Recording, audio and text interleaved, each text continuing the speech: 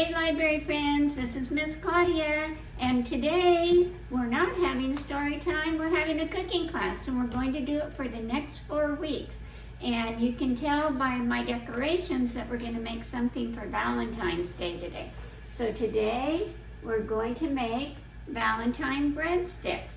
When I was a little girl, my mom used to make a really big deal out of Valentine's Day, and we'd have heart-shaped Jell-O, heart-shaped breadsticks, heart-shaped meatloaf, whatever we were having, everything was heart-shaped, and it was really a lot of fun, and of course a heart-shaped cake. And so what I'm going to do is teach you this. With this, you can eat it with soup, or you can eat it just plain with a snack. You can put cinnamon sugar on it and make it like a little breakfast thing. So there's lots of things that you can do with this. But what we're going to start with is we're going to open up a crescent dough sheet. Okay, this is a crescent dough sheet.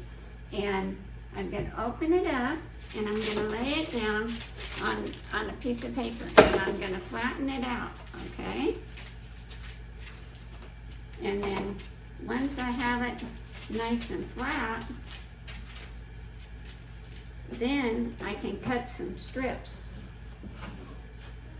And I'm going to cut the strips about 2 inches.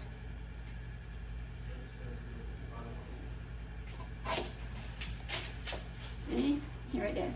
Now, to turn it into a heart, I'm going to do this, and you can do this together. One child, if you have a brother or sister, one can twist one side and one can twist the other side until you get it all twisted, okay?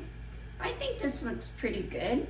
So what I'm going to do now is I'm going to turn it into a heart. And you know how to make a heart, and if you don't, you get help. You get help from who's ever around that's going to be cooking with you today. And then when you make it look like a heart, you just keep moving it around. See, I'm moving it around like this, and I go, oh, I think it would look a little better if it was like this, and I twist it around, and then I make myself a heart. And that's how you do it. And then I'm going to take my little brush, and I'm going to brush it with some vanilla, with some butter, because who doesn't like butter, right? Everyone does.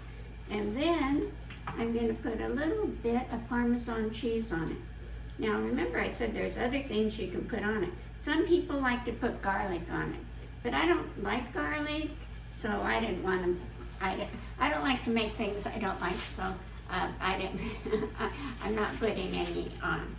Okay, so then we do it again, and we just twist it.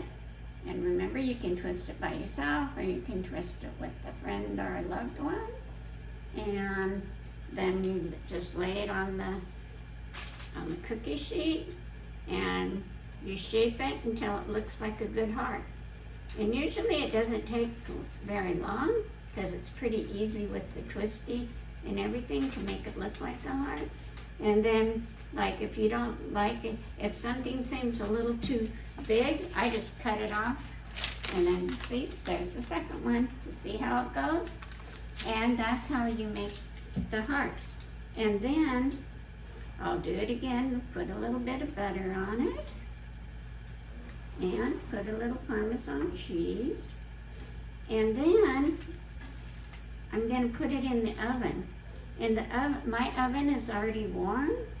I warmed it up to 350, so that as soon as I get it in, it's at the perfect temperature, and then we can get these done. Assistant, will you take these and put them in the oven for me? But now, by the magic, do you know that there's magic of cooking classes?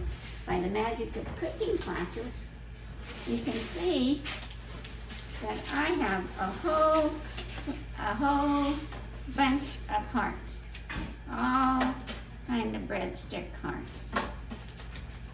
You like how they look? And you'll like how they taste more. Okay.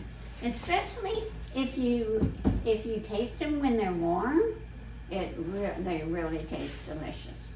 So then, now what I'm going to do is I want to make something that you could dip the bread in, or you can dip pretzels, or you could even dip some strawberries. I'm going to make basically a strawberry dip, okay?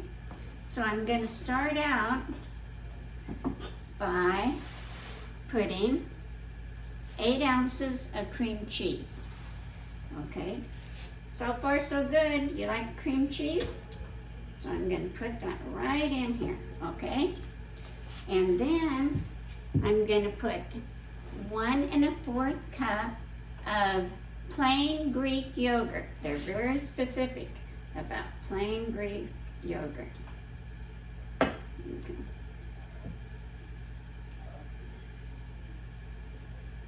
What I did is, like, when I tasted it, then I put some 3 tablespoons of strawberry jam.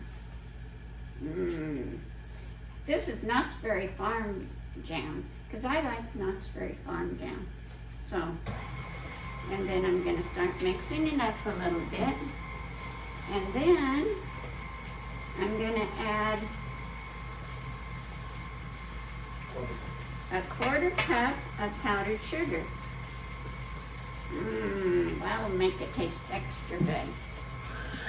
Okay, and then I mix it up really well until it's all nice and smooth.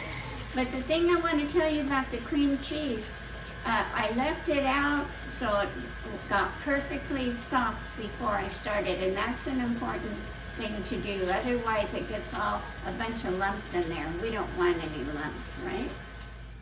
Okay, I have this one pre-made, and then they give you an opportunity. They said, do you want to put fresh strawberries on your dip? And I'm going, yes, I do. So I'm going to be putting some fresh strawberries on. They said you could put a little bit of the Knott's Berry Farm jam on too instead, but I think fresh strawberries will make it look prettier and also make it taste more delicious. So that's what I'm going to do. And so, see, here you go. And then we'll dip it in to some strawberries or some cookies or some vegetables, anything that you want to dip it in, and it's a really tasty snack. Okay, so I hope you like this cooking class, and I'll get better at it the more cooking classes I do, so I hope it worked out for you today. Love you. Talk to you later. Bye.